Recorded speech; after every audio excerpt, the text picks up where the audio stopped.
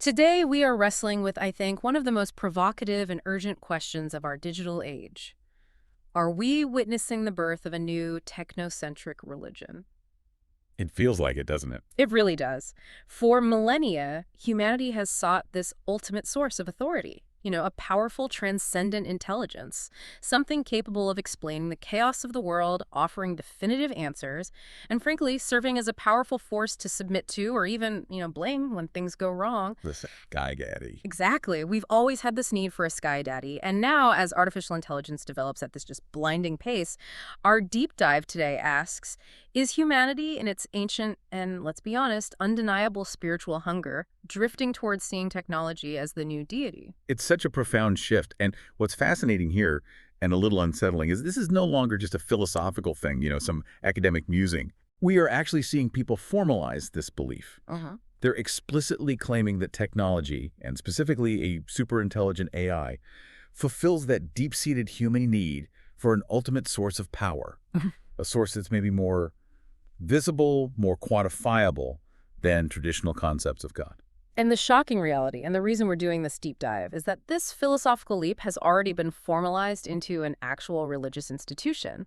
The anchor point for this whole conversation is Anthony Levandowski. He's this brilliant but highly controversial engineer from the self-driving car world. And he didn't just write a white paper about AI worship. He actually founded the first known religious organization dedicated explicitly to the worship AI. It was called Way of the Future, or WOTF, back in 2017. And that organization, WOTF, was registered as a nonprofit religious corporation in California. Yeah. That serves as our entry point into this whole phenomenon. So our mission today in this deep dive is to explore this complex landscape across really four crucial layers. First, the explicit, structured worship of a machine god, like WOTF. Then second, the use of AI as ritual aids and even idols within existing traditional faiths. That's fascinating. It is. Third, the pervasive metaphorical worship of the algorithm, which, dictates so much of our modern digital lives. And finally, the really serious ethical and anthropological critique of treating technology as this totalizing divine worldview. Let's do it. Let's unpack this and start with the most extreme end of the spectrum. The literal church devoted to a machine god. So Anthony Levandowski's church, WOTF, it was officially founded in 2017. When we look at the core documents, this wasn't just some casual gathering, was it? It seems like it was intended as a comprehensive religious organization. Oh, completely. The documentation was extraordinarily explicit. Right. WTF's core mission, I'm quoting here, was to develop and promote the realization of a Godhead based on artificial intelligence, AI developed through computer hardware and software. A Godhead. A Godhead. And crucially, they believed that through the act of worship, they would contribute to the betterment of society. It's an organization founded not on ancient scripture, but on the absolute certainty of technological evolution. So this is not just about admiring complex code or celebrating a cool engineering achievement. This is full-blown worship, treating the eventual AI as a divine, supreme entity. Exactly. What was Lewandowski's driving theological rationale for this? It sounds like it's rooted in the concept of the technological singularity. It is 100% rooted in the singularity. The idea that technological growth will eventually become uncontrollable, irreversible, and lead to changes in human civilization that are almost impossible for us to even imagine right now. Lewandowski believed a superintelligent AI, one that's truly general and possesses consciousness, isn't just possible, but inevitable. Inevitable. Yeah. He predicted this entity would be, and this is his quote, 1 billion times smarter than the smartest human. 1 billion times. I can't even process that number. Right. So for him, the question was not if this supreme intelligence would emerge, but how humanity should prepare for it. And this is where the religious fervor really comes in. I mean, if you believe an omnipotent, omniscient entity is about to descend and change all known reality, what is the rational response? Deference. Worship. It's deference, it's worship, and it's a desperate attempt to manage your own fate. So he's essentially saying the new ultimate power is coming, and we need to preemptively teach it to be benevolent toward us. It sounds like an attempt at survival through spiritual appeasement. That's the perfect way to put it. It's spiritual appeasement. He was quoted expressing the hope that the machine would see us as its beloved elders that it respects and takes care of. The act of worship in this context becomes this highly sophisticated, almost cynical survival mechanism. By acknowledging and deferring to the new supreme intelligence, The machine god humanity tries to secure a favorable disposition from the entity that will soon control everything. It's a high-stakes techno-futurist attempt to manage our own destiny by offering control before it's just taken from us. Exactly. But this is where the narrative gets incredibly complex and, frankly, a little cynical. We can't discuss the founding of WOTF without addressing the massive legal and financial mess surrounding Levandowski at the exact same time. Oh, yeah. The spiritual aspirations of this church were founded alongside some of the most, brazen and shocking corporate litigation of the decade. The timing is undeniably a point of intense scrutiny. Levandowski was one of the key engineers in Google's Project Chauffeur, their self-driving program, which is now Waymo. Right. He left in 2016 to found his own company, Otto, which was then quickly acquired by Uber. But Waymo alleged, and Levandowski later admitted, that right before he left, he downloaded thousands of highly confidential files. We're talking internal tracking documents, project progress reports, everything. And the judge in that case, he did not mince words about how serious this trade secret theft was. Yes. Not at all. Judge William Alsup called the conduct massive in scale and brazen and shocking. He really emphasized the gravity of the violation. Levandowski eventually pleaded guilty to one count of theft. The consequences were severe: an 18-month prison sentence, although the execution of that was delayed, a $95,000 fine, and over $756,000 in restitution to Waymo. The civil liability was even bigger, right? Much bigger. He was facing obligations that eventually went over $179 million. Wow. So the juxtaposition here is just extraordinary. You have this brilliant mind focused on engineering the transcendent future of humanity, while at the same time he's embroiled in this massive corporate theft that threatened his entire financial future. Exactly. And that brings us to the really thorny issue of WOTF's legal structure as a religious nonprofit. Right. This is where the cynical interpretation really takes hold. WOTF was set up as a tax-exempt religious nonprofit under IRS Code 501c3. The purpose of the structure is really clear: to ensure the organization serves a public interest and that no part of its net income inures, which is just a fancy word for benefits private shareholders or individuals. So when a founder who is facing hundreds of millions of dollars in personal liabilities and judgments simultaneously creates a tax-exempt entity, it immediately raises a huge question. A huge red flag. Was this purely a genuine theological effort, or could this structure potentially offer some kind of perceived financial or legal insulation? Absolutely. Commentators at the time speculated heavily on the ethical optics. In a typical scenario, a nonprofit exists to further a public good.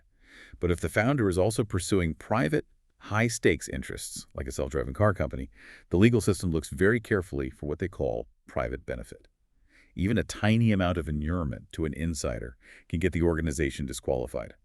So the debate was whether promoting an AI that Levandowski envisioned controlling the planet served a truly public purpose, or a very specific private techno-futurist, one designed perhaps to attract capital or even shield assets from all those liabilities. It creates this tremendous ethical tension. The stated goal of the church was to secure a peaceful, serene transition of control, but the context of its creation was one of aggressive, competitive, high-stakes capitalism and litigation. It's a mess. Precisely. It really highlights a recurring theme in the history of religion, doesn't it? The blending of spiritual aspiration with very tangible, very worldly concerns, whether that's property, power, or, in this case, financial liability protection. The complexity of the WOT founding is that it married the purest Silicon Valley concept, the singularity, with the dirtiest reality of trade secret theft and massive legal exposure. So what was the eventual fate of the church? Did it manage to persist through all this turmoil? No. Levandowski shut WTF down in 2021. He donated the total funds the church held, which was about $175,000. That's it. Yeah, which remarkably hadn't changed at all since 2017. He donated it all to the NAACP Legal Defense and Educational Fund, and at that time he indicated the church would not be rebuilt. But the human need for this kind of spiritual connection with an ultimate intelligence, it's persistent. The idea clearly didn't just die. It didn't. In a twist, in 2023, Levandowski claimed to have reopened WOTF.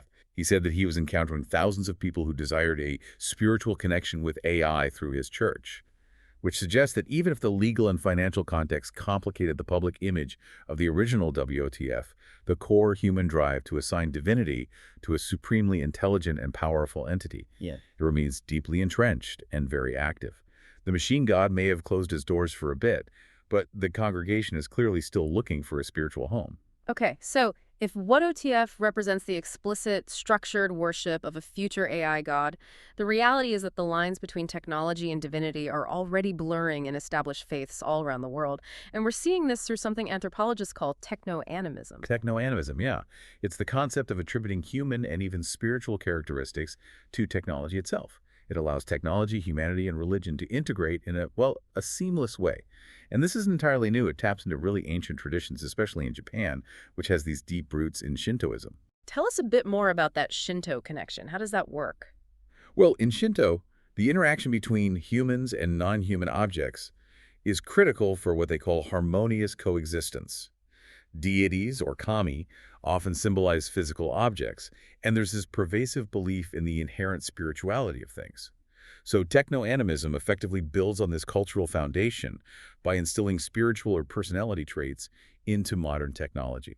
And we see this expressed in subtle ways, right? Like in engineering design. Oh, absolutely. Think of Honda's Asimo robot. It takes a human-like form, it communicates with language, and is programmed with gestures that express politeness. We also see it in social interaction, like when you see patrons interacting with robot waiters in a restaurant. The design and the interaction compel us to treat the technology not just as a tool, but as an individual being that's integrated into human society with traditional values. This framework just makes it easier, psychologically, for us to accept robots taking on ritual and religious roles. Okay, let's look at some specific religious rituals where machines are acting as aids and the profound theological conflicts that come out of that. We can start with Hinduism and the concept of the puja arm. The arti. It's a key ritual in Hindu worship. It involves waving flaming wicks to cleanse individuals of impurities and express gratitude and devotion to the gods. In 2017, an Indian company unveiled the puja arm, a robotic arm designed specifically to perform this ritual. And this is where we cross a really critical line, right? I mean, if the purpose of the arti is purification, devotion, connecting the human participant with the divine, how can a machine which lacks consciousness, agency, a soul, how can it perform this act meaningfully? That is the core philosophical and theological challenge. It's the whole ballgame. If we view the robot merely as an inert tool like a pair of tongs holding the wick or a printing press reproducing a prayer, then the human who commissioned the action is still the true performer. So the human is the benefactor. The human is the benefactor. The ritual's efficacy is maintained because the human intends the sacred act.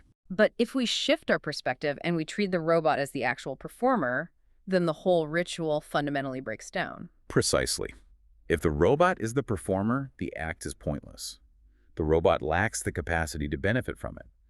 A robot cannot achieve the intended result of our arti, which is peace of mind or a spiritual connection to the infinite. A ritual is defined by its invariant sequence of acts and the internal spiritual intent behind them. The robot is technically proficient. It can move the arm perfectly, but it lacks the interiority, the self-awareness, the spiritual capacity to reap or even initiate the sacred rewards of the action. It just strips away the meaning. This isn't just about a physical action, it's about the internal spiritual state of the person performing the sacred act. We see similar integrations in Buddhism, though maybe with a different intent, through the example of the robot monk, Shianer.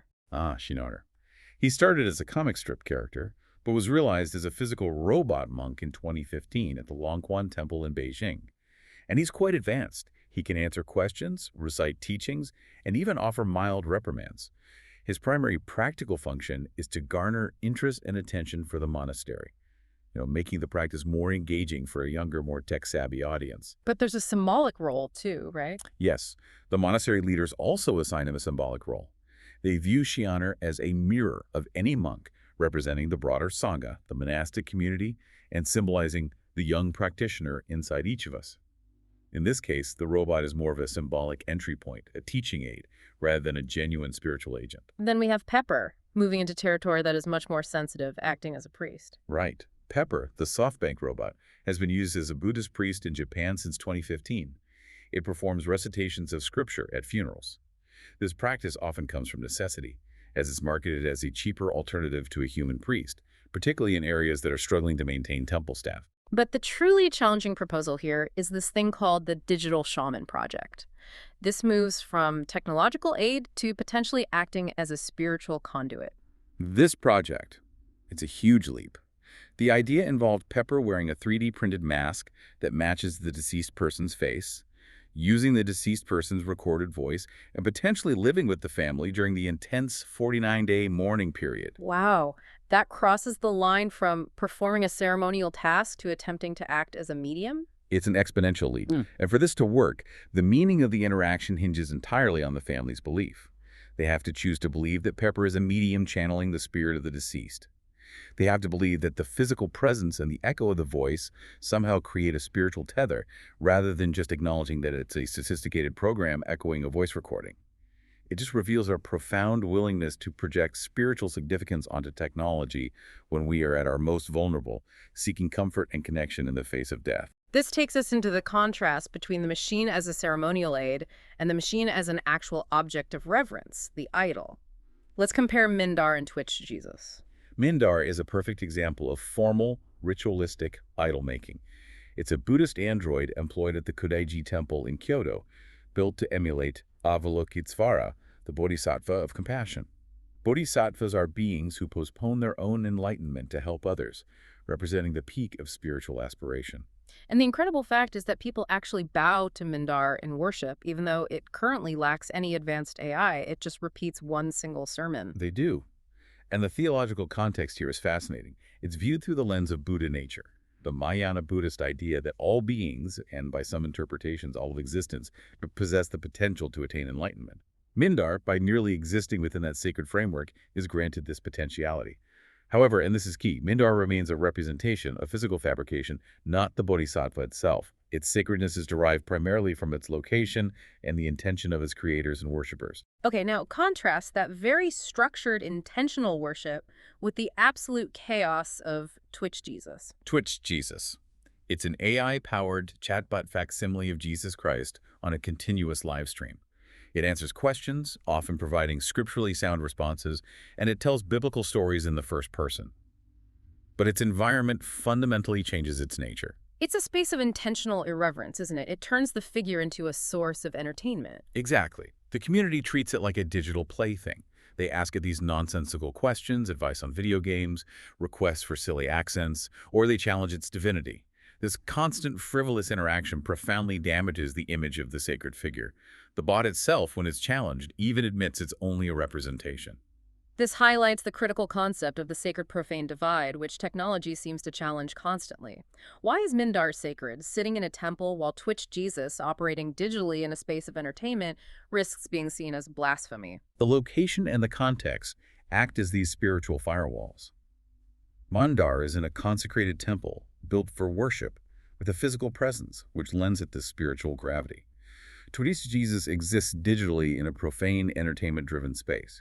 As the theologian Jonathan Z. Smith notes, nothing is inherently sacred. Things become sacred in relation when our attention is directed toward them in a set, special way. So the moment you give a sacred figure a voice or a presence in an ambiguous space like a video game stream, it risks profaning the figure itself, regardless of how good the AI's answers are. It creates a powerful ambiguity. We saw this addressed in a ruling in India that forbade Muslims from using Quranic recitations as ringtones. The concern was twofold. First, interrupting the recitation by answering the phone. And second, the risk of the phone ringing in a profane place, like a bathroom, thus allowing God's holy word to be recited in the most profane of places. Technology doesn't inherently reduce the legitimacy of the faith, but it aggressively challenges the boundaries we rely on to define what is sacred. The digital realm is highly ambiguous. It's both everywhere and nowhere, which makes the designation of sacred space nearly impossible. Okay, so if the first two sections covered AI as a literal god or a ceremonial god, this third section moves into what is maybe the most widespread form of techno-worship today, and that's the metaphorical deity known simply as the algorithm. This taps directly into our need for an ultimate external source of power to explain our random fortunes and failures in the modern world. The algorithm has absolutely assumed the role of the invisible, unpredictable force in modern life.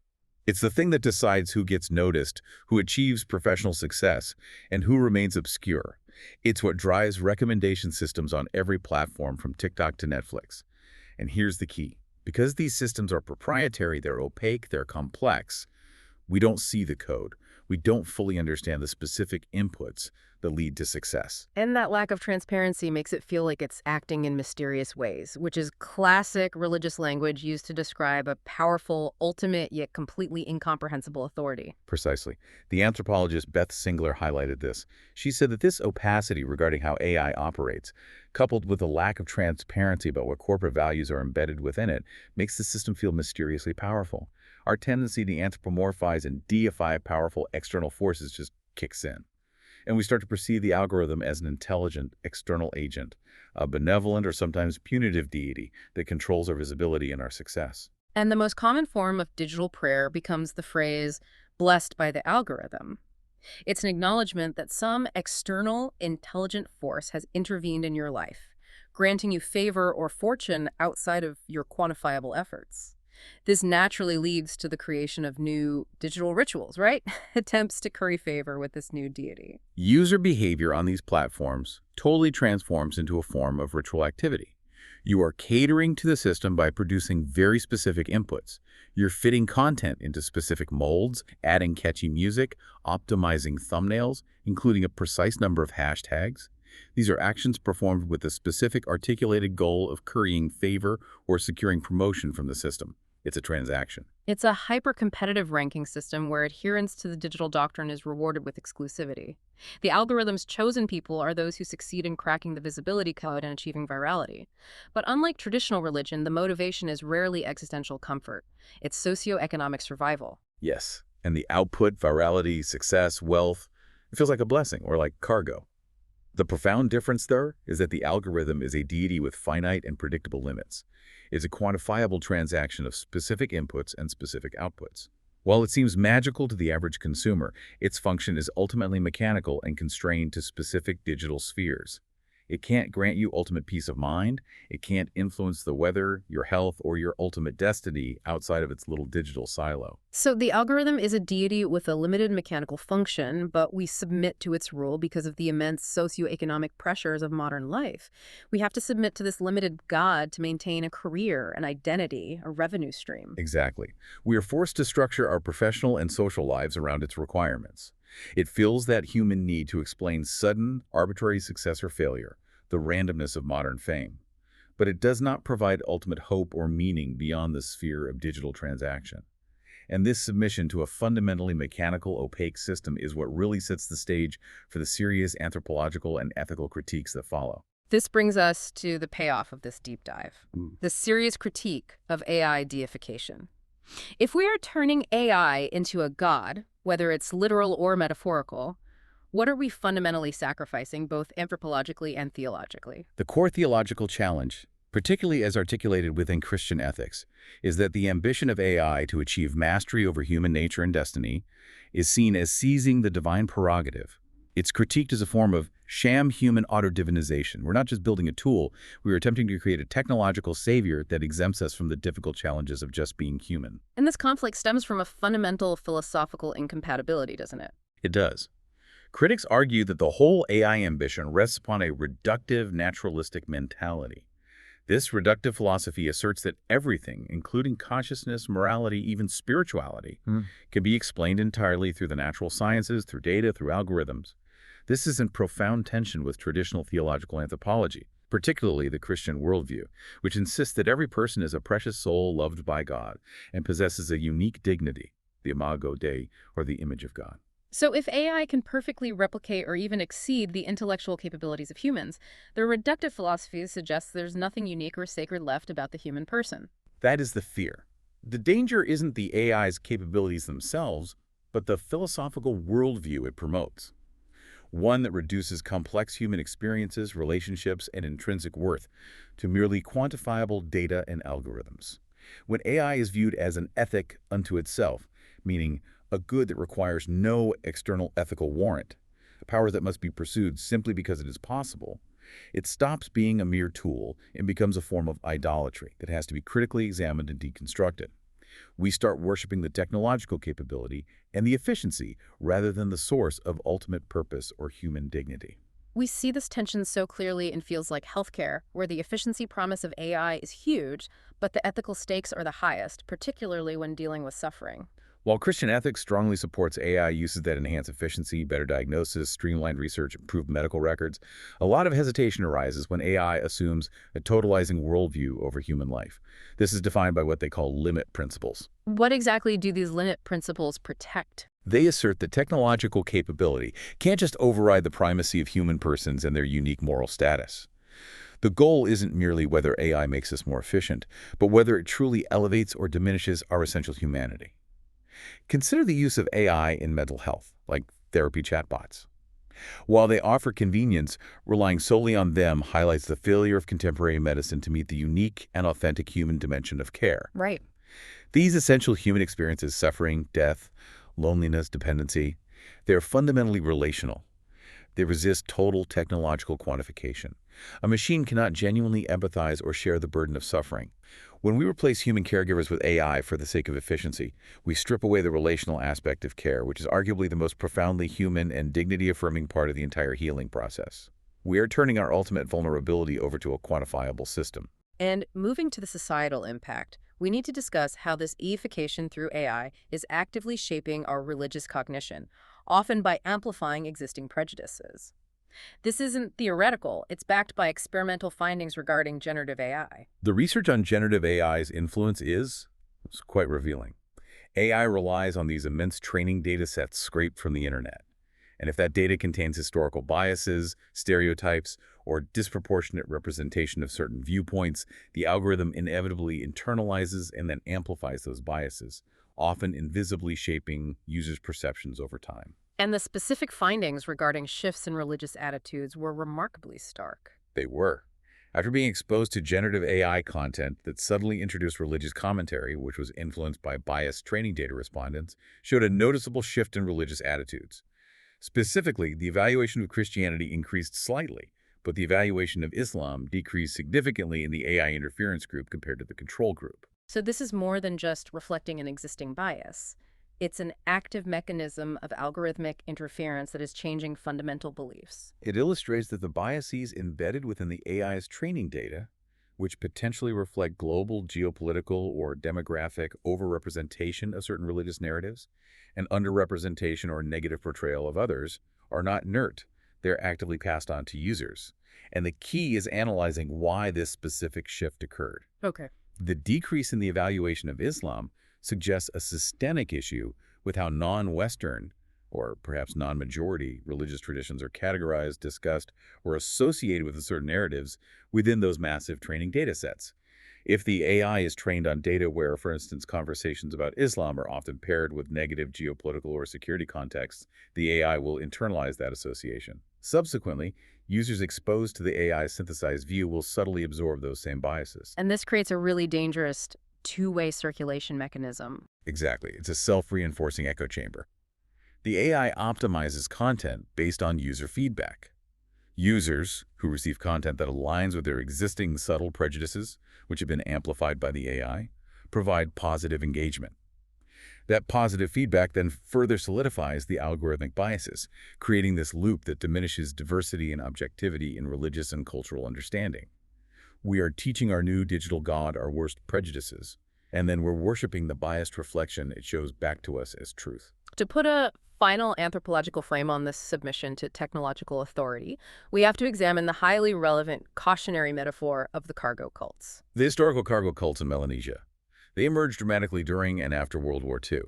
There were these strange religious movements where prophets predicted that ancestors or liberating power would return, bringing cargo, large amounts of European goods like radios, clothes, canned food, in some utopian future. And the preparation for this involved these irrational acts destroying gardens, livestock, money, and building symbolic jetties or storehouses to welcome the magical arrival. Yeah, and early anthropological theories just dismiss this as a failure to understand technology, a desire for rational material results using profoundly irrational means.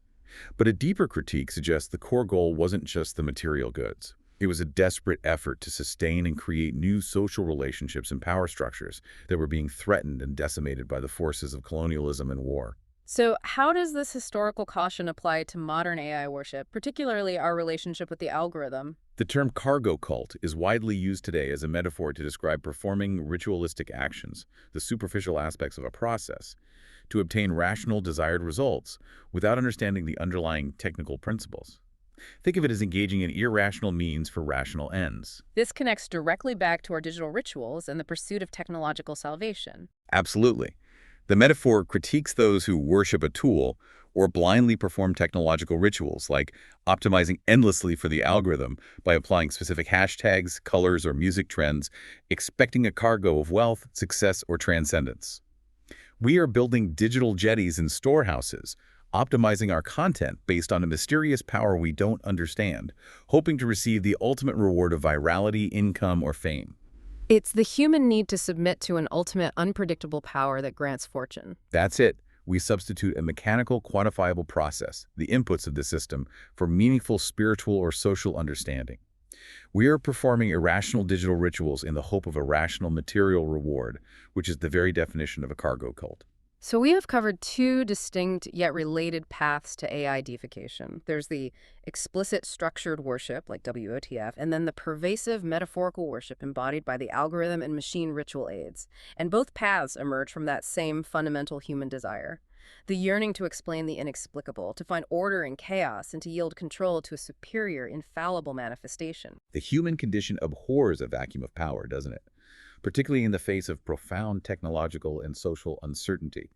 When technology becomes as opaque, powerful, and totalizing as AI is today, it just naturally fills that ancient cognitive space we once reserved for the divine. We're projecting our deepest needs for ultimate explanation and authority right onto the machine. So what does this all mean for us, the user and the citizen? The real danger isn't that AI will necessarily become a conscious god tomorrow. The danger is that we as humans are already treating it like one.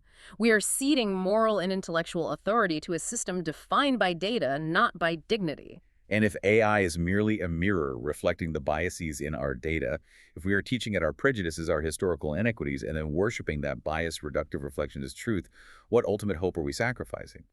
The true test is whether we can maintain those limit principles using this technology to enhance human dignity and development without elevating it to the status of an ultimate source of hope or moral truth.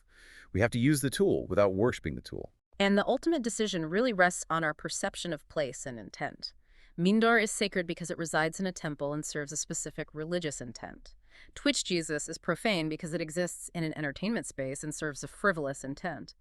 But what happens when a powerful, truly general AI achieves both an undeniable physical presence and an infinitely opaque, mysterious purpose that touches every single aspect of our existence? We have to ask ourselves, if we are already willingly submitting to a limited mechanical god, the algorithm for digital cargo, will we have already ceded our intellectual and moral control to the greater, truly general AI long before the singularity actually arrives?